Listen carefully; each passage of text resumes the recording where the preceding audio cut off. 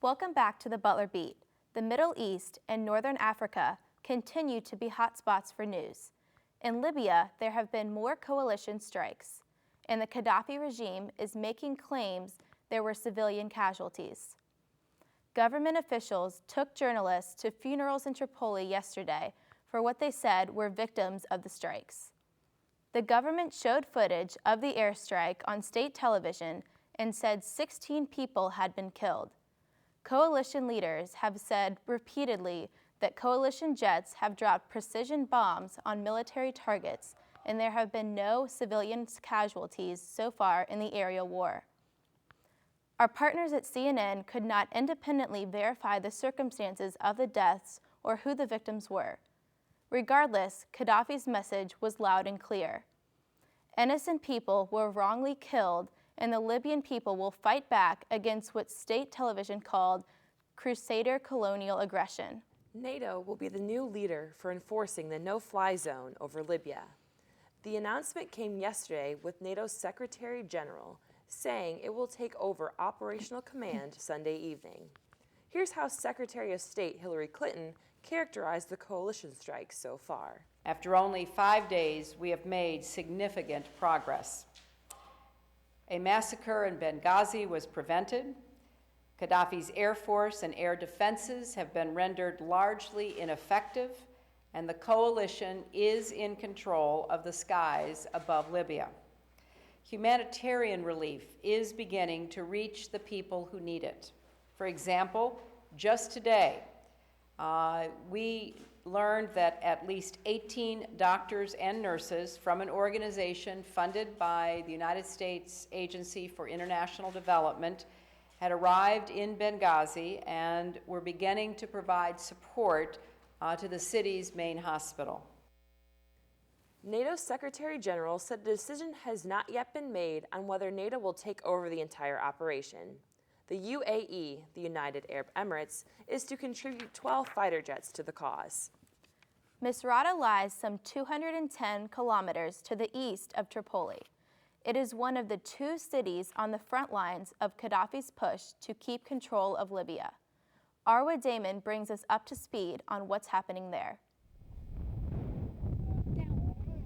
Struggling to gain ground, opposition forces are under attack.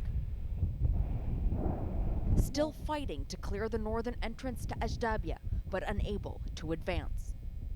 The rounds seem to be landing more over there in that direction, and that is because the fighters are telling us they have units going in from each side. So basically what they say is going on is that opposition fighters keep sending off small units through the desert roads to launch attacks on this group of Gaddafi soldiers that has basically literally dug themselves in at the northern entrance to Ajdabia. The fighters believe that Gaddafi's unit is running out of ammunition and will be forced to surrender. The fighters were just telling us that last night that unit raised a white flag, but then this morning when the fighters advanced on them, they were shot at. It's been a tough battle for this strategic city, considered a gateway to the oil fields and a critical area the opposition has to control if they intend to continue west. But even with the no-fly zone and airstrikes, the battle here has gone on for days. Opposition fighters still unable to deliver Gaddafi's forces a final blow. Arwa Damon, CNN, outside Ajdabia, Libya. The UN Secretary General, though, calls Libya's government the aggressor in this war. Ban Ki-moon says the Security Council is prepared to take additional measures if the fighting doesn't stop.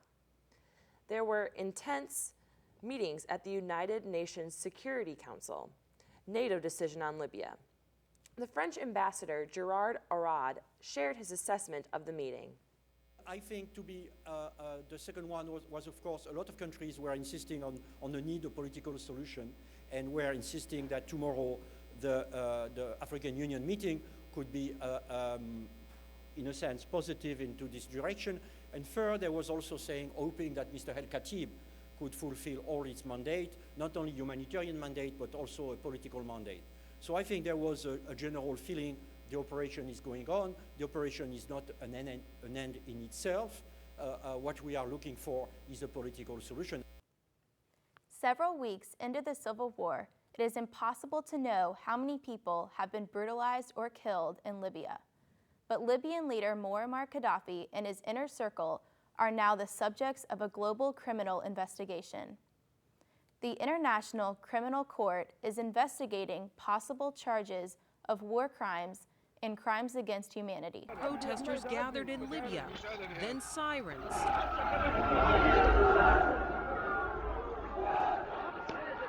And shots being fired.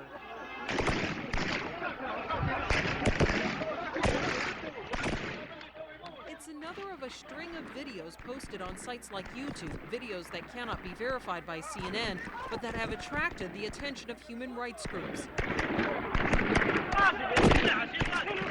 Reports of violence in the opening days of the civil war in Libya has prompted an investigation into the possibility that war crimes were committed against civilians.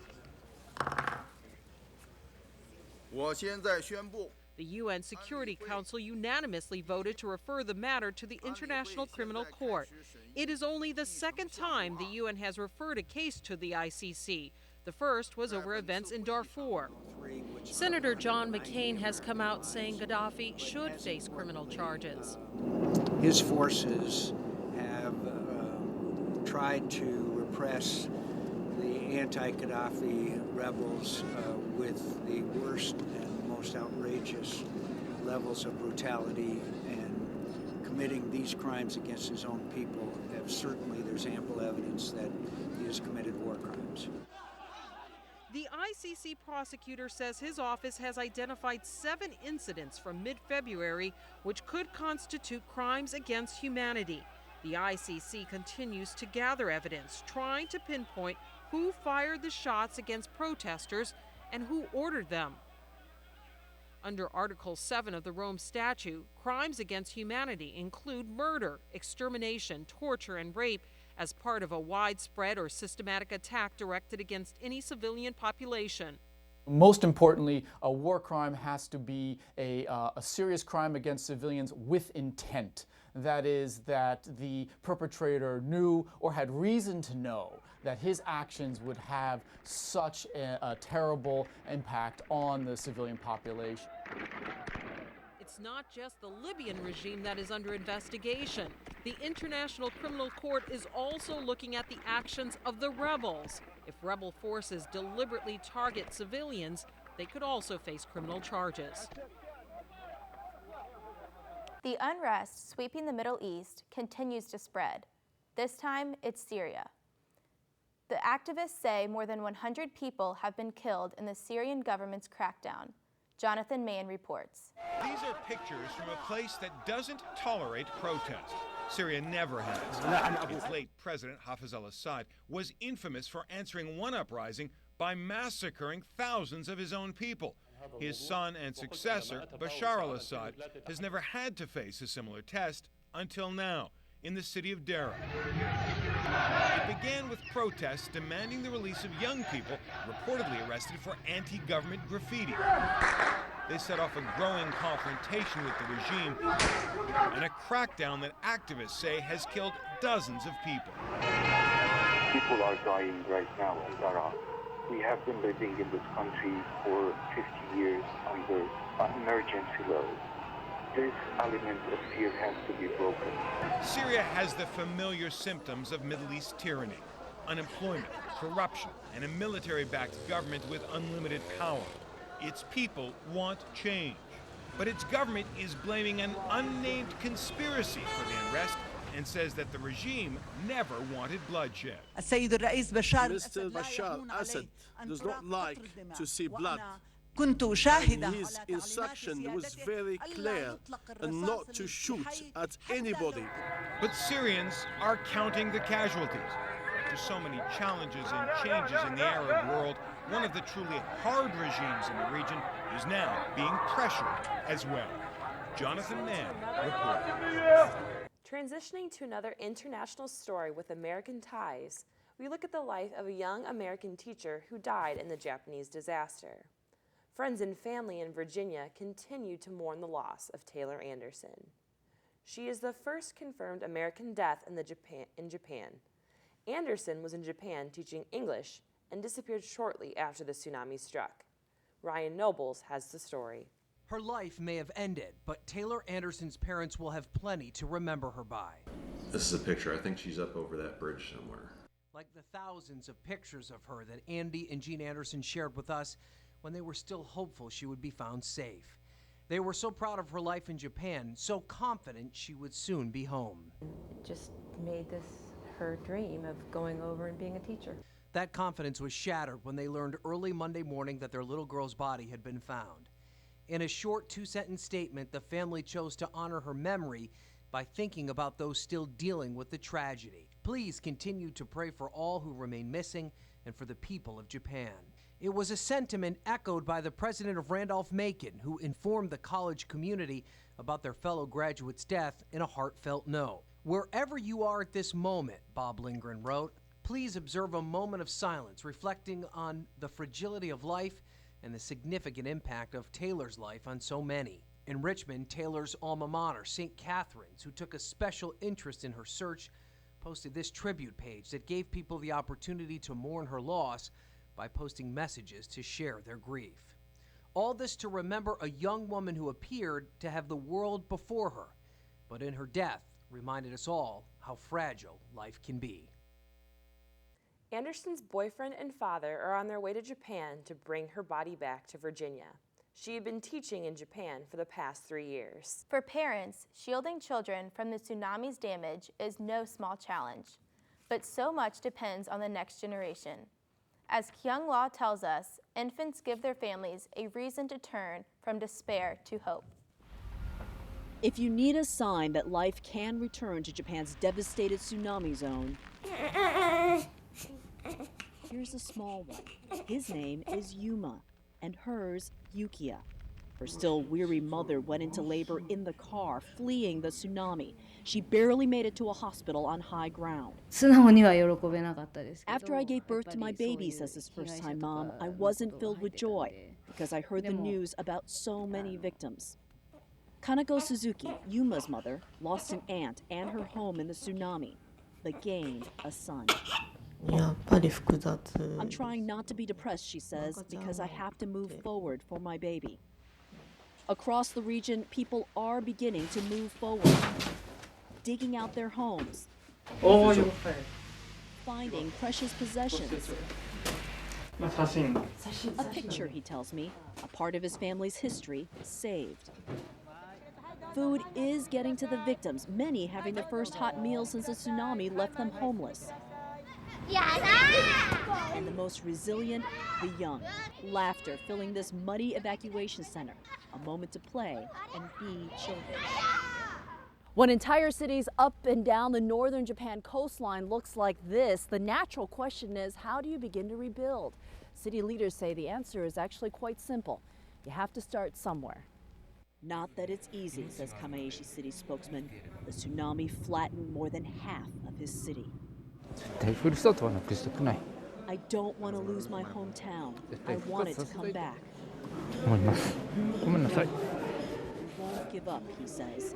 A fighting spirit among the survivors. It's a difficult situation in Japan, but there are people on the ground working to help. Anna Koren joins us now from Tokyo to fill us in on the measures being taken. Almost every day for the past 2 weeks, the world has been watching the crippled Fukushima Daiichi power plant, hoping for confirmation that a nuclear catastrophe has been averted. But with fire, smoke and high pressure at troubled reactors, there have been major setbacks and the situation is anything but stable. This is not under control, says Kamisawa Chihiro. They have no idea how bad it is inside the reactors. The March 11 quake and tsunami completely knocked out power to the nuclear plant's cooling systems. Since then, TEPCO, the plant's owner, has been desperately trying to restore power, while using hundreds of tons of seawater to cool the reactors and avoid a radiation meltdown. And experts say this creates another set of problems. It's a risky situation, says Professor Tadashi Yoshida. The salt can clog the fuel rods and damage the coating. It can also cause them to heat up and melt. More than 600 workers are rotating in shifts, staying just a few hundred meters from the reactors. They're working in harsh conditions, constantly putting themselves at risk. As this crisis enters its third week, TEPCO has confirmed there are at least 17 workers who have exceeded their radiation exposure limit, but continue to work day after day regardless of the potentially grave consequences. The radiation level is very high, so I'm sure they are, in a sense, in a very tough situation. While TEPCO says it can't put a time frame on containing the crisis, some nuclear experts fear it may be years before this is over. But at the moment, there is no way of knowing. And for the people of Japan, that long wait could feel like an eternity. Anna Corin, CNN, Tokyo. That's all the time we have for this week. The Butler Beat returns next week with more news and information from the campus of Butler University. Good night.